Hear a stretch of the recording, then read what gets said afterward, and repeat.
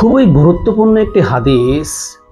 রাসূল সাল্লাল্লাহু আলাইহি ওয়াসাল্লাম বলেন, তোমার উপকারে আসবে এমন কিছুর জন্য চেষ্টা করো, আল্লাহর কাছে সাহায্য প্রার্থনা করো, তাহলে অবশ্যই সফলতা আসবে। আর যদি কোনো কারণবশত তুমি সেই কাজটি করতে না পারো, তাহলে এমন কথা বলো না, আমি যদি এই কাজটি না করতাম তাহলে হয়তো আমি ক্ষতিগ্রস্ত হতাম না, ভালো কিছু হতো। আসলে আল্লাহ পাক রব্বুল আলামিন আমাদের জন্য যা নির্ধারণ করে রেখেছে সেটা বান্দার মঙ্গলের জন্য। এই যে আমাদের ভিতরে যদি হয়তো ওই যে সন্দেহ পোষণ করি, এটা মূলত শয়তানের কারসাজি। এই জন্য মনের ভিতরে কখনোই দুশ্চিন্তা সন্দেহ নিয়ে আসা যাবে না, তাহলে মন ভেঙে যাবে, হতাশ হয়ে যেতে হবে। এই কারণে সর্ব অবস্থায় মহান রব্বুল আলামিনের প্রতি শুকরিয়া আদায় করতে হবে।